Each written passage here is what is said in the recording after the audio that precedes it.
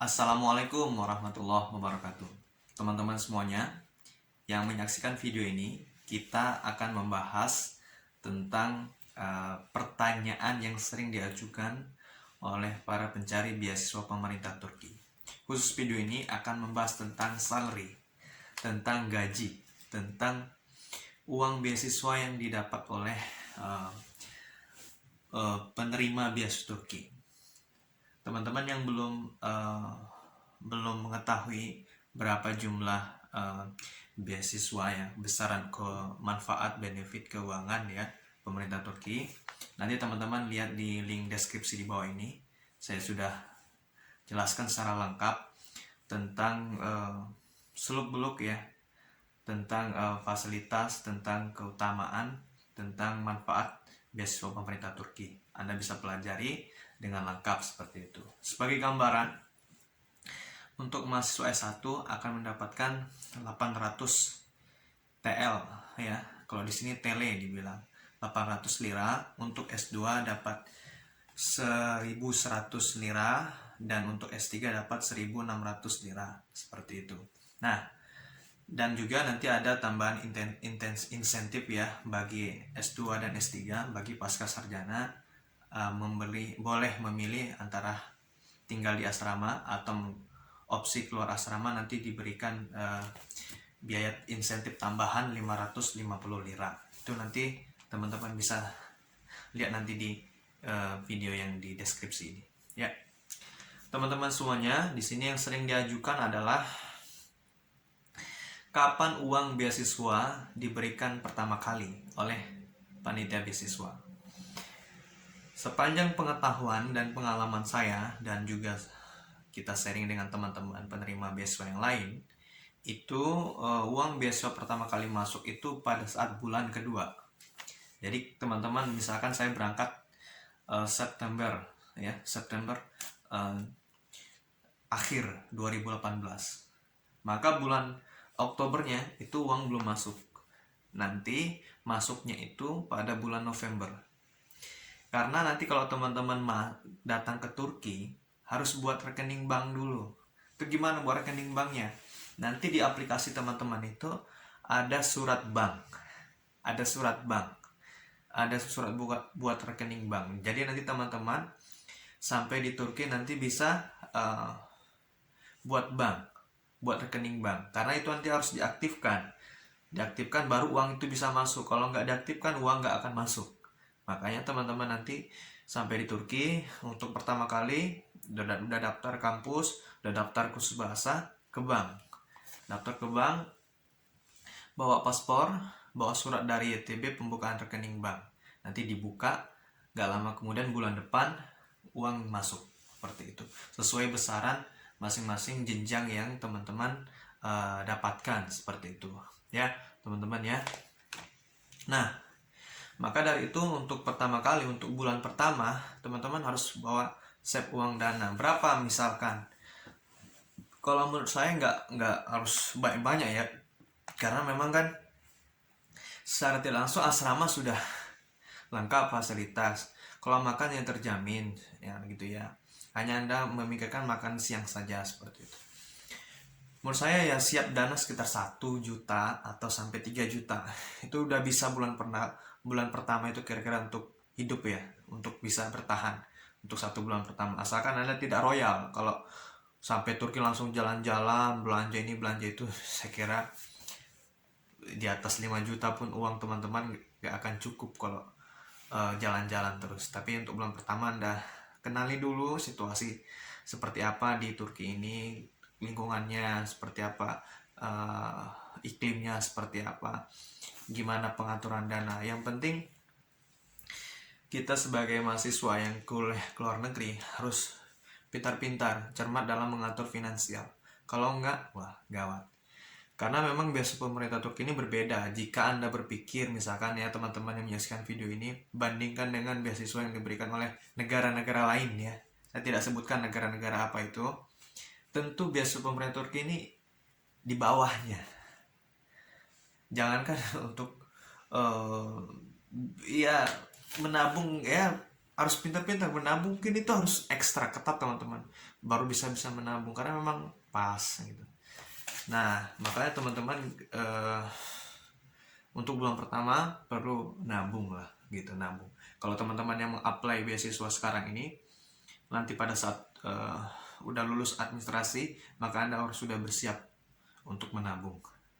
Karena untuk pemberangkatan nanti kan Anda harus banyak persiapan, beli baju ya, beli koper, terus perlengkapan bumbu-bumbu dapur, kan uang juga itu teman-teman, obat-obatan seperti itu. Ya itu harus teman-teman list itu apa saja, list kalau keluar negeri. Nanti teman-teman kalau ingin intens komunikasi, apa saja yang perlu dipersiapkan nanti bisa kita bicarakan di grup. Misalkan nanti kalau untuk kelengkapan apa saja nih yang harus kita persiapkan untuk ke Turki, nanti bisa intens ya teman-teman ya. Khusus di grup ini, di video ini kita akan bahas tentang. Halo, iklan dulu ya. Jika masih merah di bawah ini, klik subscribe, klik lonceng, pilih semua agar menerima video dan informasi terbaru saya. Jadi, apakah cukup ya uang 800 lira ya untuk S1? Cukup, cukup. Cukup teman-teman. Itu kalau kita convert, teman-teman tinggal googling aja. Berapa 800 lira itu kalau dirupiahkan. Teman-teman lihat itu. Nah, 800 lira itu udah cukup besar bagi yang S1 kan, rata-rata yang belum berkeluarga lah ya.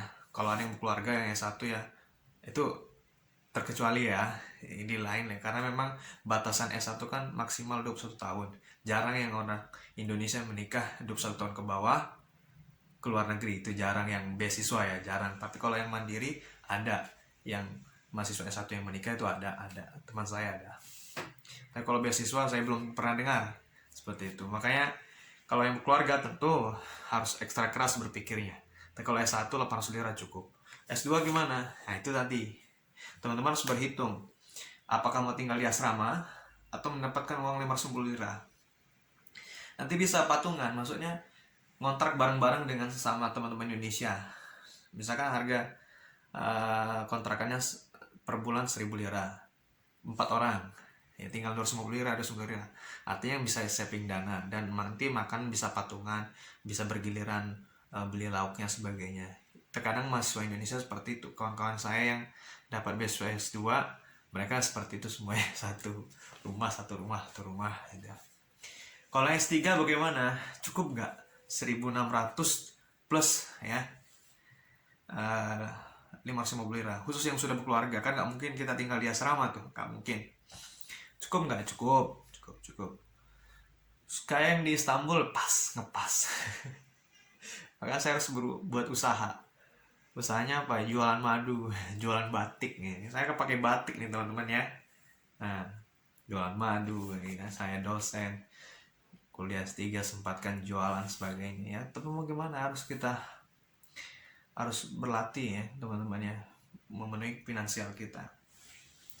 Saya jualan batik. Kalau teman-teman mau, nanti di link saya cantumkan juga di bawah deskripsi ini yang mau join jadi reseller. Apa ya namanya, iklan ya. Reseller madu ya, batik sebenarnya. Nanti saya sama adik saya gitu jualan. Nggak apa namanya, kita menabung kan ya. Kita kejar kuliah kita kejar pendidikan kita seperti itu. Makanya kita berkaitan, memang masalah uang ini kan masalah vital ya, krusial, masalah penting teman-teman semuanya. Ya, yang sering ditanyakan selanjutnya adalah nilai akademik menurun, apakah ada sanksi pemotongan beasiswa? Setahu saya sih nggak ada. Tapi laporan akhir semester itu wajib diupload ke sistem aplikasi online. Berapa transkrip nilai kita upload. Namun yang sepanjang pengalaman saya ya, Allah alam ya, saya kan ini kuliah nih, saya nggak tahu apakah ada pemotongan beasiswa kalau nilai rendah, tapi menurut saya sih nggak ada. Yang saya tahu adalah pemotongan pada saat kursus bahasa. Salah satu teman saya dari negara Afrika, itu dia malas sekali datang ke kursus bahasa di kampus, malas sekali. Teman di asrama ada satu tomer ya, satu kursus bahasa, malas sekali. Jadi ada laporan dari penyelenggara kursus bahasa itu. Jadi wajib melaporkan penyelenggara bahasa ini ke YTB. Jadi kan ada absensi itu setiap berapa bulan sekali itu di print, ditempel di madingnya. berapa hari kita libur, dan itu teman saya ini sering nggak hadir, dipotong beasiswanya teman-teman, dipotong. Yang tadi terima full dipotong 25%, nggak terus hadir dipotong lagi 50%. Kalau menunjukkan keaktifan baru lagi nanti dibuat naik lagi, full lagi. Jadi teman-teman nanti kalau yang kursus bahasa 1 tahun, rajin-rajin aja ke kursus ya. Kalau misalkan sakit atau apa ya, sekali 2 kali boleh libur lah, atau jenuh boleh libur. Tapi kalau terus-terusan libur menurut saya nggak opsional, sebab nanti kalau kurang beasiswanya dipotong kan rugi gitu ya.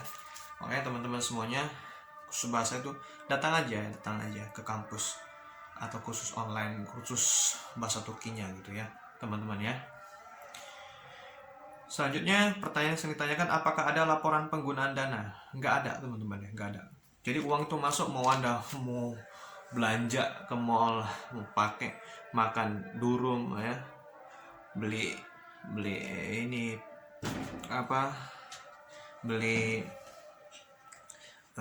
makanan-makanan yang khas Turki ya teman-teman bisa lakukan itu. Tapi ya otomatis teman-teman keuangan akan kurang. Nah, ketika keuangan kurang ya kepulangan kepada anda finansialnya seperti itu. Makanya beasiswa pemerintah Turki itu nggak ada menyatakan harus penggunaannya seperti apa dan sebagainya nggak ada teman-teman. Mungkin beasiswa yang lain mungkin ada, kalau kita Turki nggak ada seperti itu, bebas ya. Nah, di sini akan saya tambahkan beberapa poin ya yang penting ya teman-teman semuanya. Jadi yang belum mungkin yang perlu yang saya jelaskan di sini adalah kapan uang itu masuk per bulannya ya. Kadang uang itu masuk di awal bulan, memang ada informasi di email uang kan masuk setiap tanggal 2 atau awal bulan. Namun ada juga yang masuk itu di akhir bulan. Kalau misalkan Januari nih ya, mau tahun baruan, itu biasanya akhir Desember itu udah masuk ya. Jadi memang tergantung panitia pengiriman itu ya, untuk mengirimkan uang ke rekening kita. Nah, biasanya pengiriman uang yang gaji itu dengan yang 550 lira yang tambahan insentif itu tergantung teman-teman semuanya. Nah, misalkan cuti ya teman-teman ya, misalkan cuti. Gimana kalau cuti? Maka beasiswa itu di freeze, dihentikan. Dibekukan. Beasiswa itu dibekukan, nanti kalau sudah aktif lagi dilanjutkan. Nah, saya termasuk orang yang pernah cuti seperti itu. Jadi beasiswa saya itu diberhentikan dan ya alhasil beasiswa berhenti, nanti saya lanjutkan lagi dan beasiswa itu masuk lagi. Dan ya kan mereka nggak mau ingin keluar uang masuk ke rekening kita gitu ya, makanya ya mereka freeze itu teman-teman semuanya. Untuk itu karena memang bisa dibilang kalau dianggap kecil ya boleh gaji kita ini yang penerima beasiswa, kalau dianggap besar ya boleh juga, tergantung kita penggunaannya. Namun tentu ya bagi yang kita ingin menabung, yang ingin masa depan atau yang sudah berkeluarga, harus tambah-tambah penghasilan. Maka dari itu ada catatan di sini. Teman-teman di sini yang mahasiswa di sini biasanya jual bagasi, misalkan pulang ke Indonesia jual bagasi, dari situ dapat keuntungan, bisa ditabung sebagainya.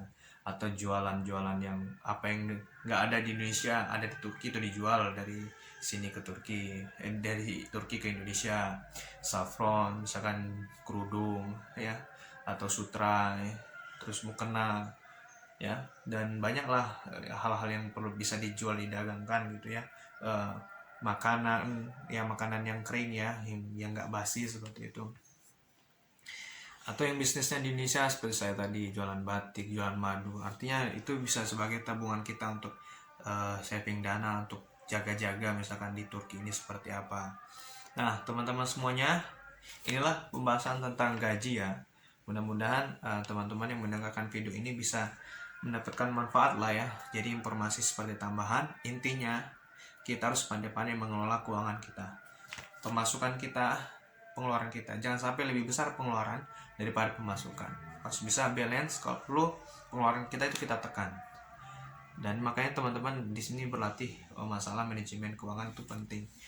Bicara tentang masalah keuangan gaji dari pemerintah Turki, yaitu beasiswa kita.